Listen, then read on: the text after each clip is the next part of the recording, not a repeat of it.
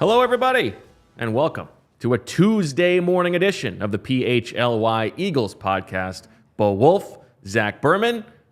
We will rock you today, Zach. How are you? I see what you did there. Doing great. Excited for the show. Much to discuss. We're transitioning now to Bucs week. Excited to hear from Brian Baldinger. I don't want to steal your thunder there, but it's going to be a good show. Yeah, we hope to hear from Baldy in a little bit. We are going to talk about Nick Sirianni's press conference yesterday. We've got the debut of a new game, Zach, Fly or Low. So I'm excited about that. How are you? How you doing today? Did you ride your bicycle in to the office? I did not ride my bike to the office. Okay. No, I'm doing great. What was the general response that you got from the people in your life to the Freddie Mercury dust up yesterday? Not surprised that I did not know the difference between them. Sure. I know Freddie Millens. Okay. Freddie Mitchell. Freddie Martino. Okay. Freddie Martino, that's a deep pull. If you remember that. So I know wide receivers named Freddie M. Okay. I do not know musicians named Freddie nor Frankie, but I'm well versed on it now. So okay. That was it. Apologies, by the way, to Denzel Washington, who we also left off the list of Jalen Hurts' dinner party guests yesterday. Yes. That was a good one. Now I should have asked you who is on your dinner party list. Whoa. This is not about me. This is about you. You were the one who had the homework to come up with your dinner party list. Do you have that list? Did you come up with it? Yeah, I mean, there's so many people that I want, though. Okay. That's the thing. I mean, limiting it. Well, I to mean, four. I'm wondering if you're able to follow through on these things because Sure. you did promise me yesterday you were going to finally bring in your Underdogs book, and Yeah, again, you show up empty-handed. My books, well, I'm trying to get them off bookshelves, not on it, right? I mean, that's the goal right now is to sell the books. No, there will be an Underdogs book behind me tomorrow. I can assure you that. I'm going to have to set an alarm to text you in the morning just to remind you. Your alarm will be well after my alarm went off. Well, yeah, but you were supposed to do it today. Yeah. That was my fault. So my list. Okay, you have your list. Okay, yeah. And now I had a hard time, and this is non-family, right? This is like celebrities. Okay. Let me see how many I can guess. Did you have 6? I did 4 because you asked me 4 on the show. Okay, you have 4. How many are alive? Well, there were a few candidates who were alive. Now I have it at like I have 8 candidates that I can pare down to 6 that I can pare down to 4, but 2 are alive. 2 are alive. Okay. I'm going to guess, is Munger on the list? No. No Munger? No. Okay. Now, you mentioned John Wooden yesterday. Is John Wooden on your list? No, John Wooden's not on the list. He did not make a list. Are there any football people on the list? No, not necessarily. Okay. Are there any presidents on the list? Yes. Okay. Obama? Yes. Okay. I'm going to guess, is he the only president? He's the only now on my list of 6 and 8. There are more, but yeah. But in the final 4. And then the final 4 are all from different segments. One could have been a president. Interesting. Let's see. Do you have any? Are we talking like a Jonas Salk? Are we talking like that would have been an a good Oppenheimer? One, no. Oppenheimer would have been a good one. No, But you saw the movie, so you understand his whole life now. I'm curious your list here, but no, I will give you real quick. I mentioned Obama. Yeah. Warren Buffett. On there. Jerry Seinfeld. I should have known that. Fan of comedy. Yeah. He's going to keep the conversation moving. Okay. Absolutely. The observational. I should have known Buffett. Sense. And then, what about Jimmy Buffett? And then I did a thesis in college on Robert Kennedy. And so I spent a whole semester on that. So I have a lot of follow-up questions that I would like to fire away. I like that. I like the idea of Obama and Jerry Seinfeld and Warren Buffett just sitting silently as you pepper Robert Kennedy with your questions from your thesis. Yes. Okay. So there you go. But yeah, Kobe Bryant. I would like to have Nelson Mandela. Michael Jordan. There's a lot. Theo Epstein. There's your overlap with Jalen Hurts. Yeah. Theo Epstein. I feel like if you were actually given this opportunity, you would just choose like Eagles that I cover? Jeffrey Lurie, Yes. Jalen Hurts, Dom, and Howie, just so you could get stuff for work. That's what honestly, that's probably the case. Yes. Okay. Maybe McNabb in there. Yeah. What's McNabb getting you at this point? I can learn about the mid-2000 Eagles. That'd be helpful. That might be helpful for Yes. a different project that you're working on. All right, Zach, we talked to Nick Sirianni yesterday. He updated a few things, and there was some interesting stuff about game management. I'm curious what your big takeaways are, aside from the fact that you wrote about it on allphly.com. Yes. So as you astutely pointed out about the 2-point conversion, Nick Sirianni agreed that he should have gone for the 2-point conversion when the Eagles scored their final touchdown. He, of course, did not go for it. He said that was a lapse on his part. He heard about it from his brother after the game. His brother asked him why he did not go. You asked Nick Sirianni if the mechanics of that has changed at all. And just given the coaching staff turnover, right? And he didn't put it on anyone else. He said that's on him. What did you make of that? He took responsibility. He should have done it. Now, it's not something, it should have been, like those game management decisions need to be done in a snap. But I get it. There's a lot going on there. You need to know going into the drive that you're going for 2 there. That's not something that happens when you score the touchdown, right? These are kind of described sometimes as bang bang decisions. That's not the case. When the drive starts, okay, if we score a touchdown, Yeah, this stuff should be going easy. for a 2-point conversion. Exactly. So I have less kind of I wouldn't use the word tolerance. I kind of have less. I let him off the Understanding, hook. or- Yeah, I let him off the hook less on those 2-point conversions because that going into it, the kind of 4th down, those come up. You're going for 4th. If it's like 4th and 2, sometimes when there's like a 4th and 4 and you're deciding, is this all right, a 58-yard field goal? Do I go for it? That literally happens right there. So, yeah, this is also the kind of thing where Coach Flynn is texting me when they go up, not just to go up 12, but like when it was 27-13 or whatever, or 14 or whatever it was, like go for 2 then. This is not a kind of thing that should catch you by surprise. Right, and no, going not at into all. that, frankly, I'm an advocate of like erring on the side of going for 2. yeah, especially when you have what should be a very good red zone offense, not so far this season, but in theory, yeah. Yeah, This is like, are we making too much of this one decision in a game they won? Potentially, but these I are don't the think kinds of we're- things that are like, I mean, we're not saying for Nick Sirianni, the preacher of all the details matter, situational football. This is the stuff you should get right. Yes, and Nick admitted as much. Nick said, he's learning too. But you're absolutely right. Before a drive, right then, okay, we're going for 2 in that situation. So what else did you learn from Nick yesterday? So a few things. First off, we've talked the last 2 shows about slot cornerback, and I wrote about it, like you said, on PHLY.com. Nick said that they're keeping the options in-house. Now, there was a report that came out, I believe, from Jordan Schultz that the Eagles are working out William Jackson, the veteran corner. But Nick Sirianni said yesterday that they like their in-house options, which we've discussed a few times here. He did not want to give a timetable on any of the injured players, but it doesn't sound like any are ruled out for this week. He thinks there's a chance that guys like Blankenship, Gainwell could be back.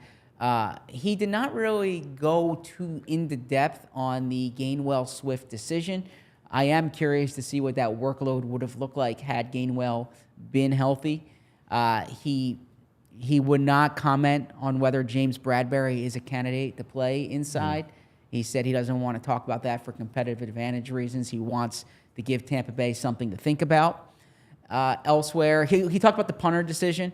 He said Braden Mann. He said after 2 weeks they decided to make a change, and he said Sipos did a good job holding for them, but they decided the time was right. I think the nickel thing is very interesting. We've talked about it a lot, but given the long layoff they have here, you could err on the side of Mario Goodrich earned this spot based on what he did in the summer. Let's give him a shot with a full time of practice, or you could say we've got a long time to do this. Let's get James Bradbury in there and let Josh Jobe play. That's our best 3.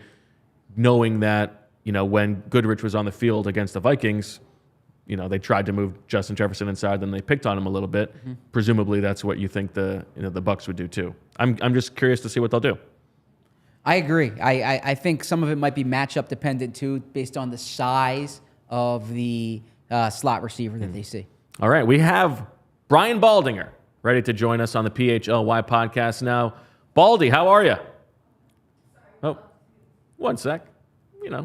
He's joining us in a second. I am curious. Baldy, how you doing?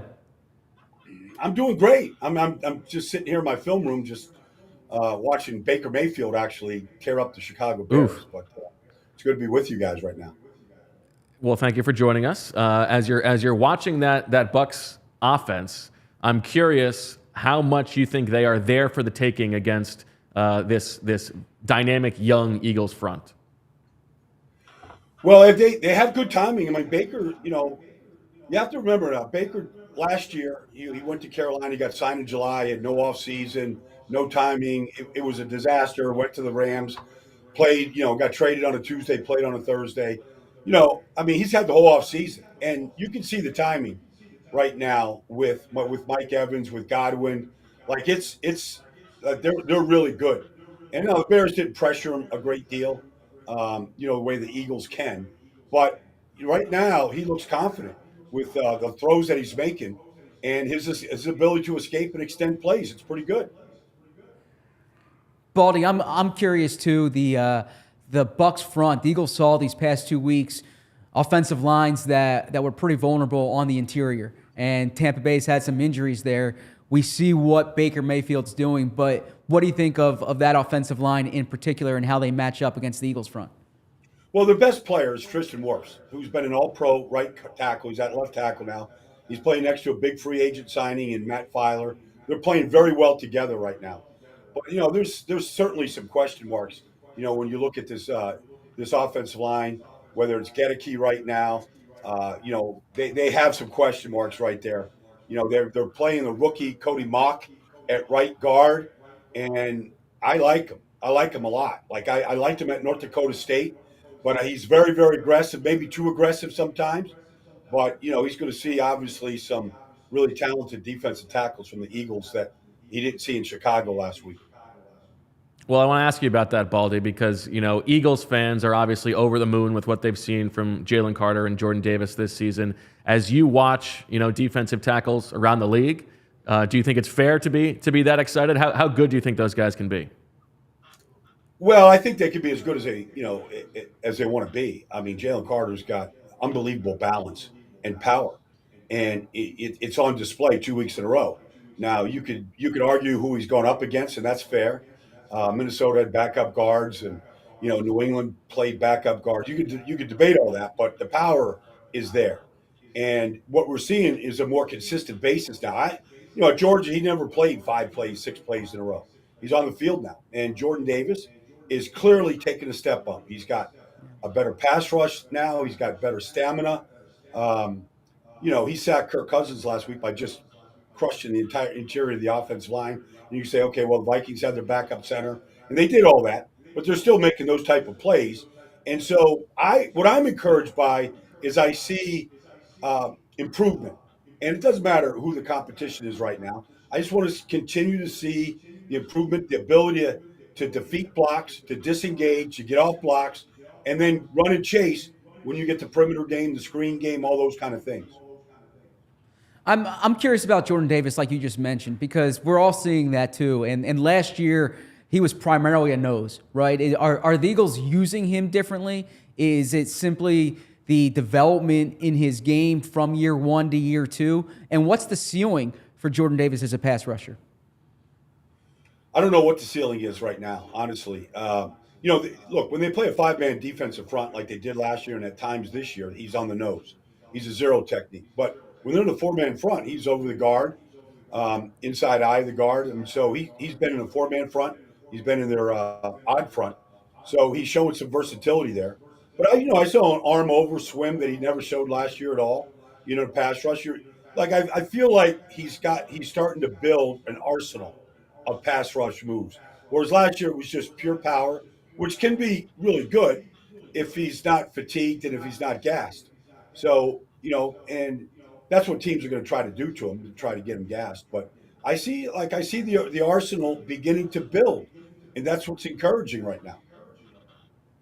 Baldy, I know you got to run in a minute, so I just got one more for you. But on the other side of the ball, what is your level of concern with the Eagles' passing game at the moment? Looking a little bit sputtered compared to last year. Are you still fully confident in Jalen Hurts in the pocket? Oh yeah. Well, I think he's. Look, I'm confident. He got his deep shots at Devontae last week. He got a pass interference call, I think, on AJ. It's there. I mean, it's a big part of what they do. The Patriots just weren't going to let them get the ball over their head. They did the same thing to Tyreek Hill last week. Hit 5 catches for 40 yards. It's who the Patriots are. But what I am concerned about is this. I feel like he's leaving the pocket too soon right now and not trusting the protection. And anytime you leave the pocket, good things can happen, but you also can cut the field in half and really limit the amount of targets that you have. So that's something I would look forward. Tampa Bay right now is taking the ball away. They're playing great defense. They're getting pass rush, the whole thing. They're playing really well. But I want to see them just stay in there just a tick longer and just trust the protection and make more plays from the pocket right now. All right. Great insight from Baldy. We look forward to having you on throughout the season. Thank you so much, Brian. Yeah, I'm going to actually pay attention to the time next time, guys. I'll be there. I got to get this film room thing out of my head and actually listen. Baker Mayfield does that to you. Yeah. If Nick Sirianni can make a mistake not going for 2, everybody can have a little wiggle room. No problem. I appreciate that. All right, guys. Thanks, Baldy. All right, well, Zach, football's back with another week of football, and DraftKings Sportsbook is keeping us in on the NFL action with great offers every single game day. New customers can bet $5 and get $200 instantly in bonus bets. Throw 5 down on any of this week's epic matchups to walk away an instant winner. And DraftKings isn't stopping there. All customers can take advantage of 2 new offers every game day this September. Football is more fun when you are in on the action, so download the app now and sign up with code PHLY. New customers can bet just $5 to get $200 instantly in bonus bets, only on DraftKings Sportsbook, an official sports betting partner of the NFL, with code PHLY. The crown is yours. Gambling problem? Call 1-800-GAMBLER or visit www.1800gambler.net. In New York, call 877-8-HOPE-NY or text HOPE-NY 467-3669. In Connecticut, help is available for problem gambling. Call 888-789-7777 or visit ccpg.org. Please play responsibly. On behalf of Boot Hill Casino and Resort in Kansas, licensee partner Golden Nugget Lake Charles in Louisiana, 21 and older. Age varies by jurisdiction, void in ONT. See sportsbook.draftkings.com/football. Terms for eligibility, terms and responsible gaming resources. Bonus bets expire 7 days after issuance. Eligibility and deposit restrictions apply. And as far as the PHLY podcast is concerned, make sure that you are liking, subscribing, all that good stuff on YouTube. What's your film room situation like? Yeah, I mean, I love the inside baseball peek at Baldy's film room, and I'd love like the 360 if I could get that. I mean, you've seen my film room. It's the triangle door behind me. Okay. I got the monitor, and are you watching it on your computer? Are you watching on your TV? You watching on the monitor? So I've got a separate monitor. Okay. I would usually watch it on the monitor. Sometimes just straight on the laptop if I'm not in front of in the office. But yeah. Okay. And obviously because I'm a football guy, I'm like sniffing smelling salts and headbutting stuff every time there's a good play. Sunflower seeds or anything like that? I do sunflower seeds if it's like a long drive and I need to stay awake, something like that. Okay. But not in the film room. Okay. Too messy. Okay. What about you? I watch on the iPad. Yeah. So I usually have NFL Network or something on the TV, doing work in front of me, and then I have the iPad. I find it easier. I'm surprised you didn't go Bill Gates. We're back to that conversation, are we? Well, I mean, it feels like he'd be right up your alley. No Gates? Look, I limited it to 4. Okay. I mean, I'm going with different sectors there. So okay. Yeah. I usually watch it on my iPad, and then I can screenshot it and things like that. Okay.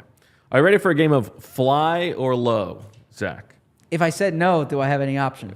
Well, then you're going to have to come up with what we're going to talk about for the next half so an let's hour. do fly and low. All right. So fly or low? Fly or low. Okay. Yeah. Okay. So I have 10 different things here where I'm going to give you where Eagles on offense rank in league-wide categories. Okay. And I want you to tell me, very simple, whether you think over the course of the rest of the season or at the end of the season, they will finish higher or lower than they are in these current categories. I like this. Okay. This is a game I can understand. Yes, it's pretty easy. Yeah. Okay. And then at the end, this is a two-part game. At the end, you're then going to rank your confidence points for the 10 different ones that you've chosen. Okay. So now I got to keep notes while I do this, right? Well, I'll read them back to you. Okay. You know, that's my job as the host. Yes. Okay. Yeah, I like a good edit from Conan. PHLY or low here on the game. First one. DeAndre Swift right now, Zach, with 178 rushing yards, ranks third in the NFL. At the end of the season, will he be higher or lower than that? He will be lower than that. Okay. You feel very confident about that. I don't think he's gonna... I thought that you were Mr. DeAndre Swift. I thought maybe you would be in on him here, but apparently not. I don't think he's going to be one of the top 3 running backs in the NFL in terms of rushing yards. Now there's no Nick Chubb, so that was. I actually didn't see the actual injury. Yeah, I saw it. I did see Elijah Riley running around like a bat out of hell, making big plays at the end of that game. You called that, didn't you? I sure did. I saw number 68 on the Browns blocking like crazy. That Absolutely. was Best 6th offensive lineman in the league. Absolutely. Should be a starter. All right. Next up, Devontae Smith, Zach. Now, by the way, DeAndre Swift ranked 43rd in rushing yards last year, so a big jump up to third. But he'll be above 43rd. Okay. Devontae Smith, with 178 receiving yards, is 10th in the league. Last year, he finished at 9th. Higher than that. Higher. He will be in the top 9. Is what you're saying. Correct. Okay. Next up, A.J. Brown. This feels like this might be an easy one. With 108 receiving yards in this small sample size of 2 games, is 36th in the league. He finished 4th last year. Yeah, so here's my A.J. A.J. Brown's going to double. He's going to surpass what he's done in 2 games on Monday in Tampa Bay. And he's going to finish higher than where he is now. Okay. Is that going to be your Goose Wisely, that A.J. Brown doubles his season total in? You're going to have to watch on Friday. Wow, well, I know you'll be here. You picking up on the audience. On the tease. Yeah, look at that. That's a tease in the business. All right. Next up, Zach, we have the Eagles' sack rate. Then this is a Jalen Hurts stat, but it's really an offensive line stat. Well, maybe not. I think it is more of a Jalen Hurts stat than an offensive line stat at this point. The Eagles right now, Jalen Hurts is getting sacked on 11.1% of his dropbacks. That is 26th in the league. Last year, the Eagles were 24th in the league at 7.6%. So it's 26th. So there's only 6 teams that are lower, that are getting sacked more often. Oh, more often. Oh, okay. That's what I was curious about. I think he's going to get sacked less often in the coming weeks. I think this is going to be a point of emphasis from them. So they will. I guess that will be higher. Higher. They will be better at that. Yes, correct. Okay. Jalen Hurts, Zach, has 72 rushing yards through 2 games. That is 6th among quarterbacks. Last year, he ranked... What number do you think he ranked among quarterbacks last year? Second, after Justin Fields. He actually ranked 4th. Is that right? Fewer than Josh Allen and one other person. Last year. Lamar missed time last year. Was it Lamar? I don't know. I don't have it. Okay. I don't have that part written down. Okay. I stand correct, or sit corrected, rather. Nice. So are you going higher or lower than 6? This year, he's behind Daniel Jones, Lamar Jackson, Taysom Hill, who counts, Patrick Mahomes, and Anthony Richardson. So Richardson will be in there. Justin Fields will be in there. Taysom Hill will not be in there. Let's go. I think he gets up to 5. So I think I'm going slightly higher. Okay. This is like when they adjust your height when you get to college. How so? On the college rosters. You know, Okay. they make a guy who's 6'1", 6'3". Right. Right. How is this like that? Like just slightly higher, not significantly higher. Okay. So just because it's a number that's different, it's like that. Yes, just like that. Yes. Yeah, exactly the same. All right. Jalen Hurts, Zach, ranks 24th right now in EPA per dropback at negative 0.13. Last year, at 0.009, he ranked 8th in EPA per dropback. Will he be higher or lower than 24th? He'll be higher than 24th. Okay. He'll be lower than 9th, higher than 24th. Okay. Dallas Goedert, Zach. This could be your biggest layup. This could be your 10-pointer. With 22 receiving yards, Dallas Goedert ranks tied for 44th among tight ends through 2 games. In 2022, he was 7th. Will he be higher or lower than 44th? Much higher than 44th. Okay. I feel confident about that one. Now, you are allowed, if you want, to sort of expand your thoughts. Yeah, absolutely. You think that Dallas Goedert's going to have a bigger role in the offense. You don't think, you could if you want. I was trying to stick to the integrity of the game. Yeah, You can talk through your thought process. Okay. You're allowed to do that. Typically, you don't like when I work it out loud on the show. I love that. I love seeing the mechanics of your brain, how that functions. So yes, so Dallas Goedert is no. I think the passing game in general is going to get much better. I am. That seems to be a theme. You have a lot of highs here. Yes, the passing Somebody game. call insomnia cookies. Somebody calling something cookies baked on campus, right? There you go. So I look at it like obviously it's a very small sample size. That's like the obvious statement Right. here. The second game was a run heavy game. They barely threw it. They're going to have games here where Jalen throws for 300 yards. They are going to make sure that Goddard and AJ get his. Devontae's not going down anytime soon. I've actually been a little surprised that we haven't seen the running backs catch the ball as much. And you might see some of that. But look, there's going to be a concerted effort. Really, after that first drive against New England. When it was heavy Gainwell. I really expect this to be Goddard's going to have weeks where he's over 100. AJ's going to have multiple weeks when he's AJ's going to be fine. I mean, if you can buy AJ Brown stock right now, buy AJ Brown stock right now. AJ Brown's going to be up there among the top 5 to 8 receivers at the end of the season. He has a 200-yard game in him coming up. They're going to feed him the ball. There's very little I can say with absolute conviction. One of the things I can say with absolute conviction is that A.J. Brown is going to be heavily involved in the Eagles offense. I feel like you say a lot of things with absolute conviction. What else do I say with absolute conviction? Almost everything. With absolute What don't conviction? you say with absolute conviction? Quite a bit, but I feel confident saying A.J. Brown is like pound. If you're in a fantasy football league, which I imagine anyone watching this right now is, and someone is selling low on AJ, buy AJ now. You know what? This is another peek into, Zach is the eternal optimist. Mm-hmm. I have often heard you say, if you can buy someone's stock, buy it now. I don't ever really hear you say sell somebody's stock. Well, no, I mean, sometimes that's implicit other than explicit. Okay. But yeah, there's some stock I would sell right now. I would sell Rashad Penny's stock right now. Anyone Really? What are holding you going to get from selling Rashad Penny stock Perhaps right now? it's a penny literally stock. a penny stock. Yes. Yeah, no, there's his value could not be lower. What are you there's getting from people selling that? holding on to this Rashad Penny thought. I don't think the Eagles are holding on to the Rashad Penny thought. I would there's certain stock that I would sell, but I would not sell your AJ Brown stock. I would buy your AJ Brown stock.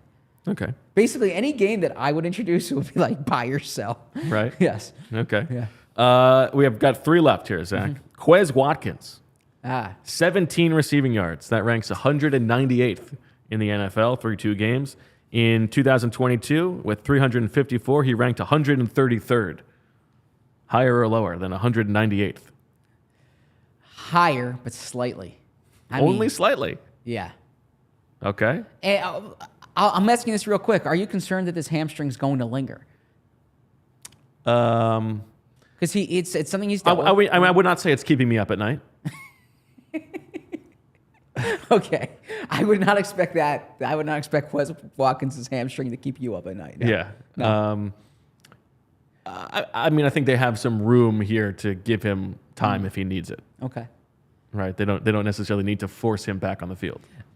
I didn't think I saw much from Olamide Zaccheaus. Well, that's interesting. We'll get to that. Okay. Two more. Kenny Gainwell, Zach. We talked a lot in the offseason about Kenny Gainwell's efficiency, right? He's always getting positive yards. Well, you did, yes. Yeah. And in 2022, his success rate, which is the measurement of whether the play was successful based on the down to go. I'm glad you explained that because someone asked us to explain that this week. Okay. He was second best in the NFL behind Elijah Mitchell with a 56.6% success rate last year. You liked Elijah when he was a Raging Cajun. I do. I still like Elijah Mitchell. This year, he's only played in one game, but his success rate was 35.7%. That was 27th rather, among running backs. Will he rank higher or lower than 27th in success rate as a runner? Higher, because I think this offensive line will give him ground. Okay. What's your expectation on the timeshare we're going to see from Swift and Gainwell in this next game? So I think that my long game here is actually playing off well because I said all along Swift is going to be the lead running back. Not the bell cow, but the lead running back. I think when you pick... post week 1 would have been the time to really buy your stock, your DeAndre Swift stock. I never sold my DeAndre Swift stock. I know, but you could have bought more. I mean, what an arbitrage opportunity that would have been. Yeah.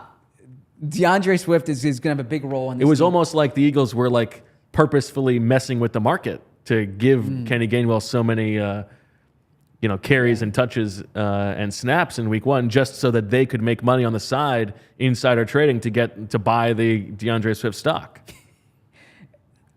Just like that, yes. No, I think that Swift is going to be the lead back, but it's not going to be the Miles Sanders role from last year. He won't have 250 carries, but he'll be playing the most.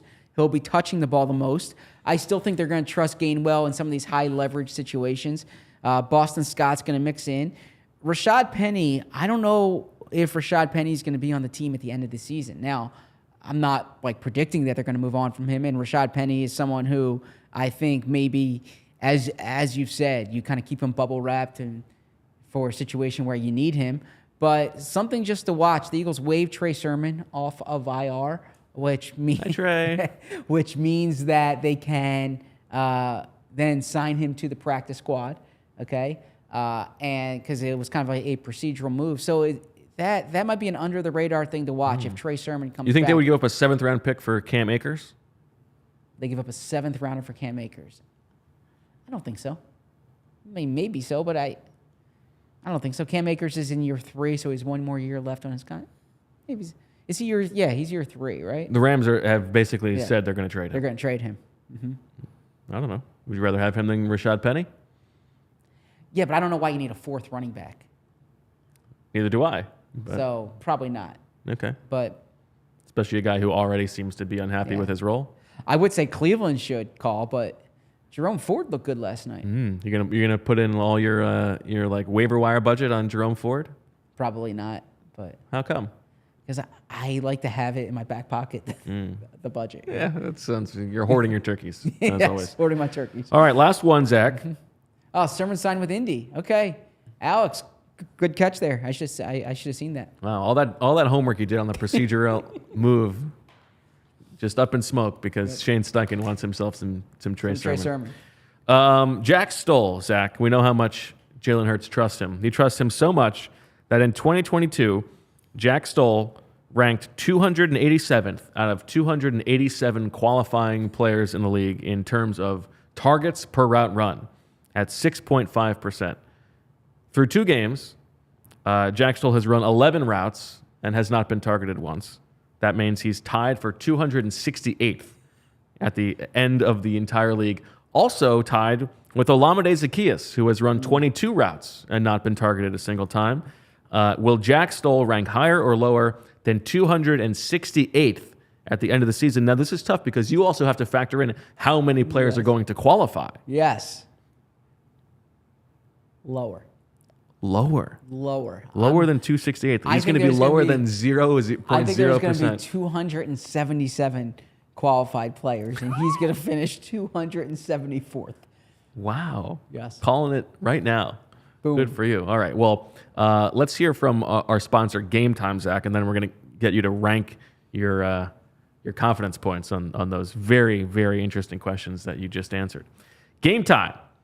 Buying tickets to your favorite events should not be stressful. Game Time is the fast and easy way to buy tickets for all the sports, music, comedy, if you're a big comedy fan like Zach here to my left, and theater near you.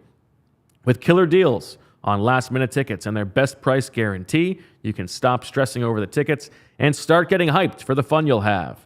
Browse through the Game Time app and talk about all the good stuff that we've got. It's easy to find and buy tickets every time there's an event in your area. You can see the images of seat views. You got the flash deals and the last-minute tickets and the lowest price guarantee, event cancellation protection, job loss protection, and much more. Get images of your seat before you buy so you know exactly what to expect when you arrive. You don't want like a stanchion in your way. I know that's a big deal for you, Zach. Buy tickets in a matter of seconds, 2 taps and you're set.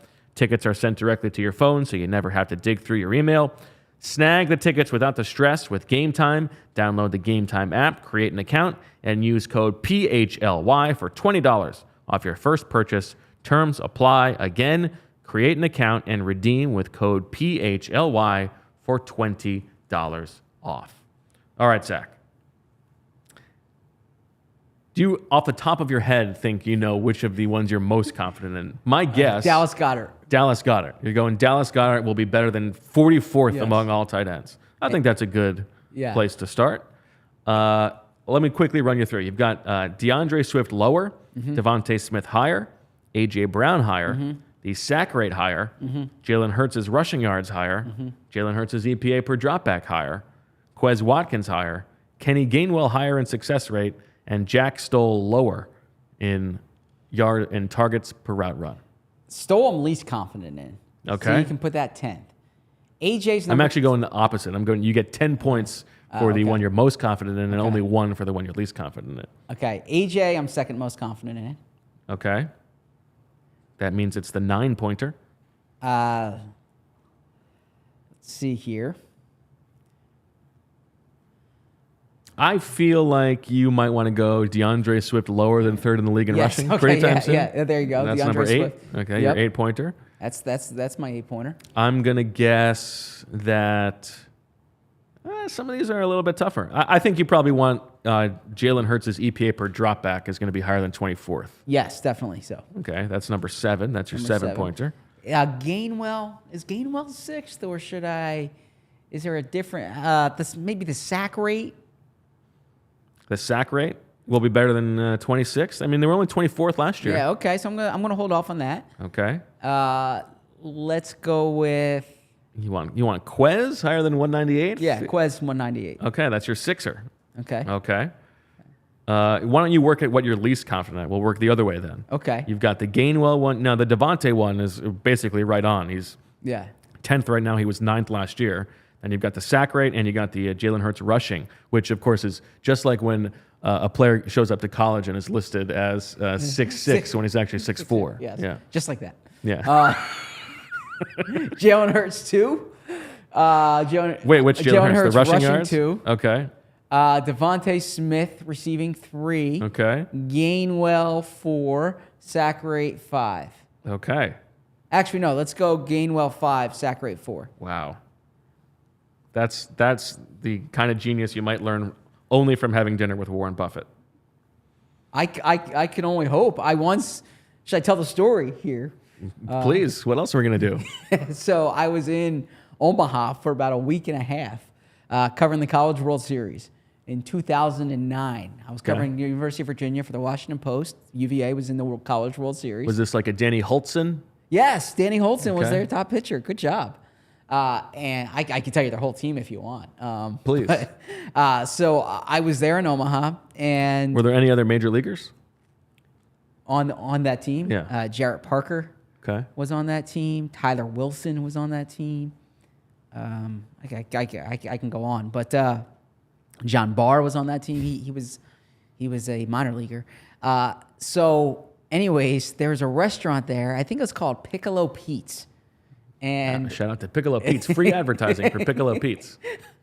in Omaha. And I went there like 2 or 3, because I heard Warren Buffett goes there. And I went there like 2 or 3 nights trying to bump into the Oracle of Omaha. And yeah, it did not happen. Trying to literally bump into him? Not literally, but... And what was your pitch? What were you going to say to him if you did see him? Just... Take me under your wing. Fan of his... Make me money. No, yeah, I enjoy his writing. I enjoy his annual shareholders letters. Okay, I bet you do. So just to recap this, Zach, you're going to get... We've got 10 factorial points on the board here for you to win at the end of the season. You'll get 10 points if Dallas Goedert finishes higher than 44th among all tight ends in receiving. You'll get 9 points if A.J. Brown finishes higher than 36th in receiving. You'll get 8 points if DeAndre Swift finishes lower than 3rd. You'll get 7 points if Jalen Hurts finishes higher than 24th in EPA per dropback. You'll get 6 points if Quez Watkins finishes higher than 198th. You'll get 5 points if Kenny Gainwell finishes higher than 27th in success rate. You'll get 4 points if the Eagles rank higher than 26th in sack rate allowed. You'll get 3 points if Devontae Smith finishes higher than 10th in the yards in receiving. You'll get 2 points if Jalen Hurts finishes higher than 6th in rushing yards among quarterbacks. And you'll get 1 point if Jack Stoll finishes higher than 268th rather, in terms of targets per route run. Can I tell you about our friends at FOCO? Please do. Okay. Moses Foco? Not Moses Foco, but Moses Foco was an interesting linebacker from Maryland, correct? Correct. Moses Foku, of course.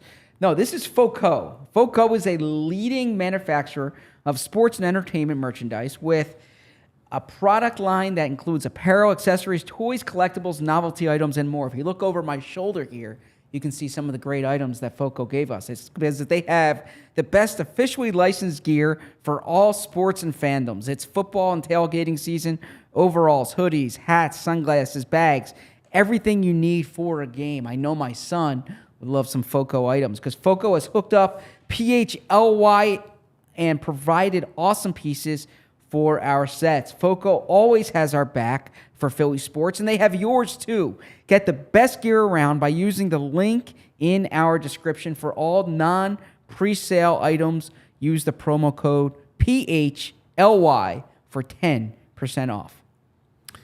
Zach, the Pro Football Hall of Fame just came out with their list of the nominees this year. Can you name the 4 former Eagles quarterbacks who were among the 10 quarterbacks nominated? 4 former Eagles quarterbacks among 10 nominated. Donovan McNabb. Correct. Michael Vick. Correct. Let's see here. Now, so there's got to be was Randall Cunningham one of them? Correct. Okay. And, Jim McMahon. Right first letter on the first name. Right. So J. That's correct. Okay. There was a J that was nominated for the Hall of Fame that was an Eagles quarterback.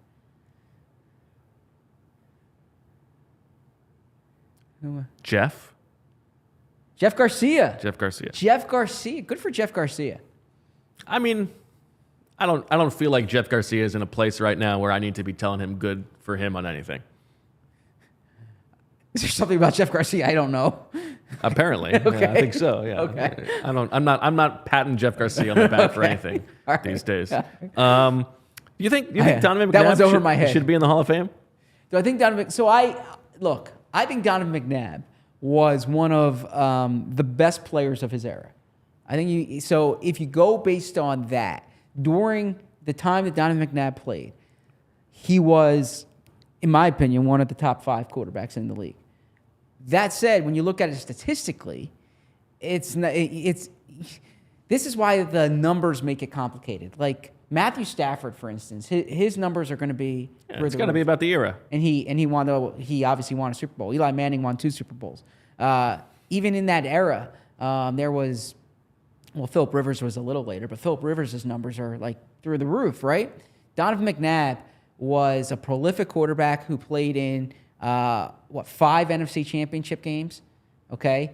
Was, in my view, one of the top 5 quarterbacks of that era. But from a numbers perspective, it's hard to justify it. But yeah, I am not a voter. If I was a voter, I can make a compelling case for Donovan McNabb. What about Michael Vick? I feel like he's the kind of guy, like, can you tell the story of football without the story of Michael Vick? Well, should that be the baseline for getting into the I think the Pro Football Hall of Fame is maybe the dumbest of all the Hall of Fames. And explain why? Well, like limiting it to 5 every year, but it has to be 5 every year. Okay. You got a kicker in the Hall of Fame. Like, give me a break. Come on. Michael Vick was one of my favorite quarterbacks to cover. He probably was my favorite quarterback to cover during my time on the beat. I mean, I would probably go with Tanner McKee because he's one of the core 4. But, Okay. Other than him, Michael Vick is up there. Yeah, I loved Kevin Cobb. Okay, I never covered Cobb, so I hear Cobb was good to cover. Vick was good. Sanchez was really good to cover. Yeah. Yeah.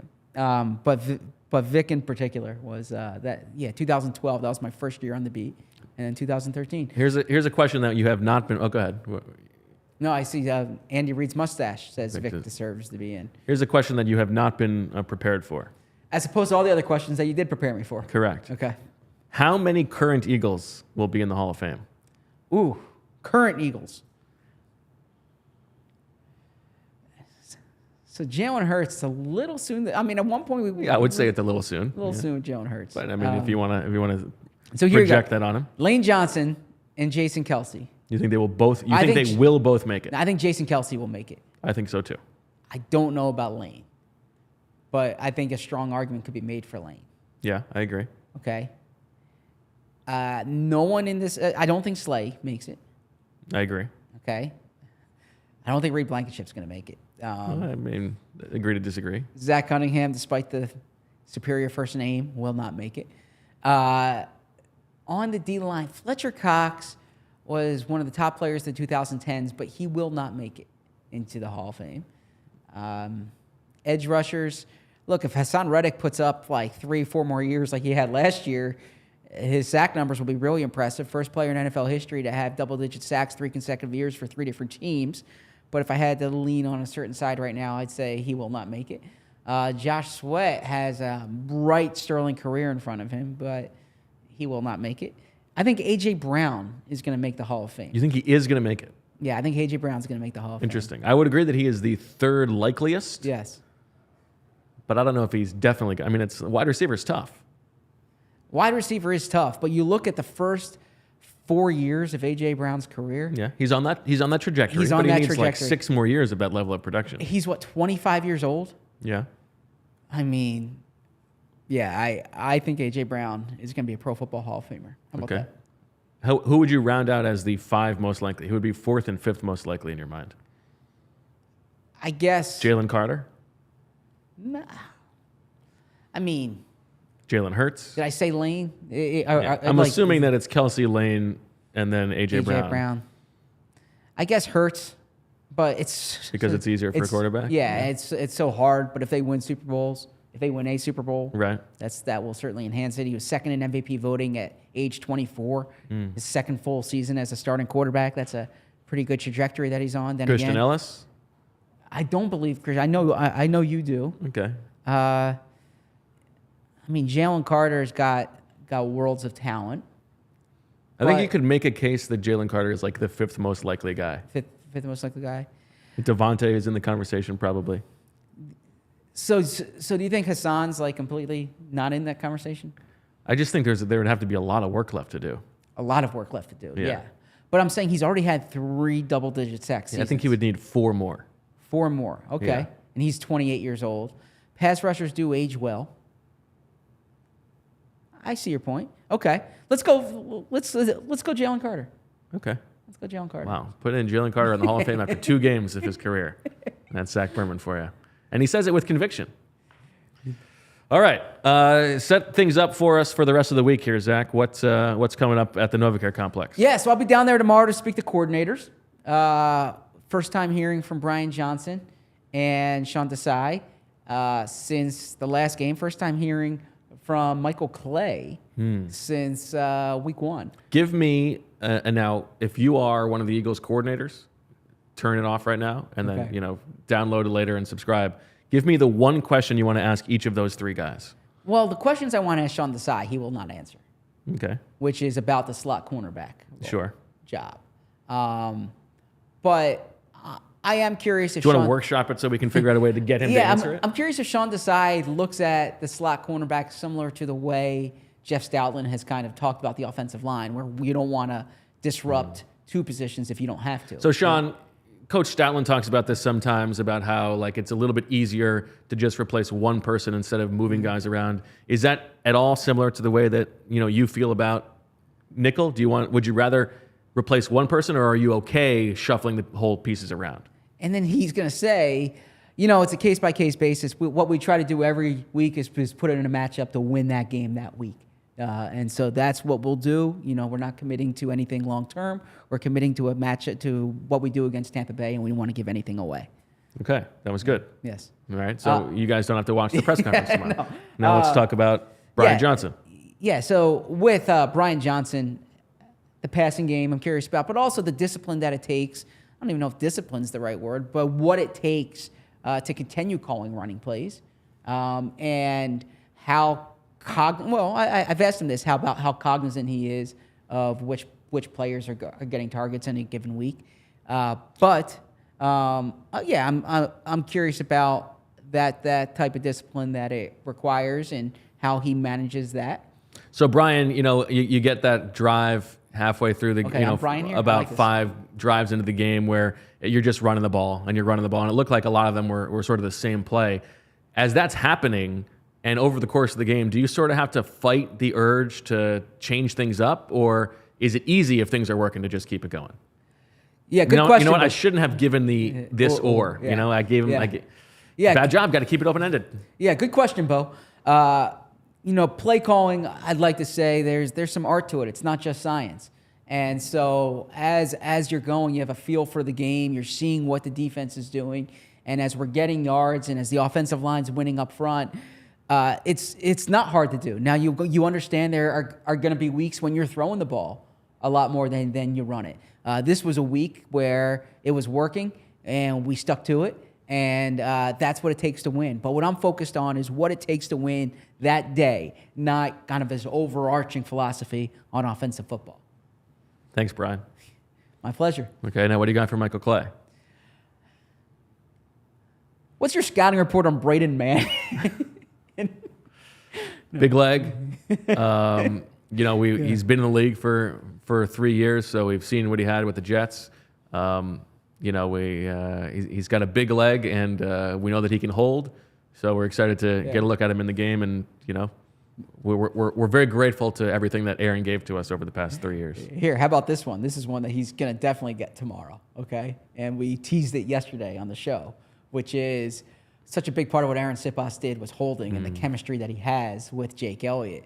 Are you concerned about Braden Mann doing that in such short notice here? Not at all. Thanks, Michael. Yeah, Shouldn't you're have asked the welcome. yes/no question.